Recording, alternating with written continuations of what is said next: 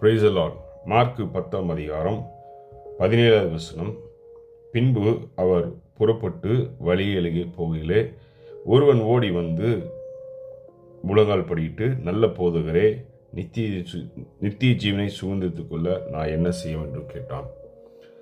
இயேசு வழியாக போகும்போது ஒரு மகன் வந்து அவருடைய பாதப்படலை பணிந்து நித்திய ஜீவன் அடைவதற்கு நான் என்ன செய்ய வேண்டும், அதாவது பரலோகத்துக்கு போகிறதுக்கு நான் என்ன செய்யணும் அப்படின்னு கேட்குறான். அதுக்கு இயேசு சொல்கிறார் பாருங்க, விபச்சாரம் செய்யாதிருப்பதாக, கொலை செய்யாதிருப்பதாக, களவு செய்யாதிருப்பதாக, பொய் சாட்சி சொல்லாதிருப்பதாக, வஞ்சனை செய்யாதிருப்ப, உன் தகப்பனையும் உன் தாயையும் கனம் பண்ணுவியாக என்றவர்களே.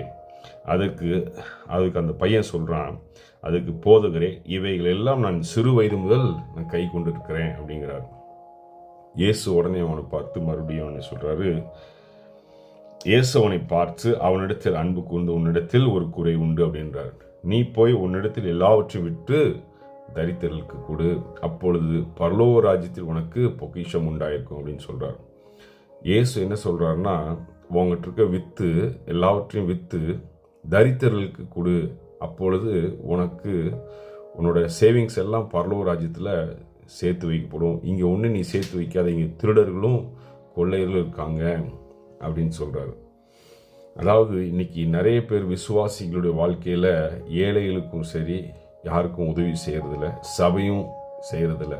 சபை என்ன பண்ணுதுன்னா, கோடிக்கணக்கான பணத்தை வாங்கி பேங்க்கில் பத்திரமா வச்சுட்டு வேடிக்கை பார்த்துக்கிட்டு இருக்கு. என்னமோ போகும்போது பரலோகத்துக்கு போகும்போது அந்த பணத்தையும் எடுத்து கொண்டு போகிற மாதிரியும் அப்படி ஒரு சூழ்நிலைக்கு இருக்குது. ஆனால் அவங்களுக்கு தெரியும், சத்தியம் தெரியும், நம்ம இந்த பணத்தை பற்றி என்ன செய்யணும் அவங்களுக்கு சத்தியம் தெரியும். அரசியல்வாதியோட மோசமாக இருக்காங்க இன்றைக்கி இருக்க போதகர்கள். அப்படி செய்யாதீங்க, தேவன் உங்களை நியாயம் தீர்ப்பார். அது உங்களுக்கு சாபமாக வரும். ஏழைகளோட பணத்தை எடுத்து சேர்த்து வச்சு ஜனங்கள் ரத்தம் செஞ்சு சம்பாதிச்சு கொடுக்குற பணத்தை அதை ஏழைகளுக்கு செலவு பண்ணுங்கள், ஏழைகளுக்கு கொடுங்க. விசுவாசிகளும் ஏழைகளுக்கு செய்யுங்க. காணிக்கை என்ற பேரில், தசனபாவம் என்ற பேரில் கொண்டு போய் ஒரே இடத்துல கொடுக்காதீங்க. உங்கள் சுற்றி இருக்க ஏழைகளுக்கு உதவி செய்யுங்க.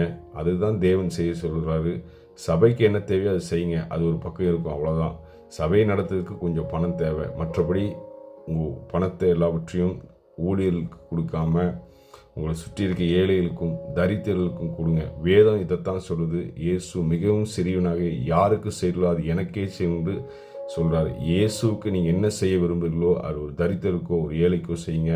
அது டைரெக்டாக இயேசுக்கு போய் செய்கிறோம். வேறு இடத்துக்கு போய் செஞ்சீங்கன்னா அது பரலோகத்தின் கூரை கூட எட்டாது. இயேசு சீக்கிரம் வரப்போகிறாரு. மனம் திரும்புங்கள், பரலோக ராஜ்யம் சமீபமாயிருக்குது. கர்த்தர் இந்த வார்த்தையை ஆசீர்வதிப்பாராக. ஆமென்.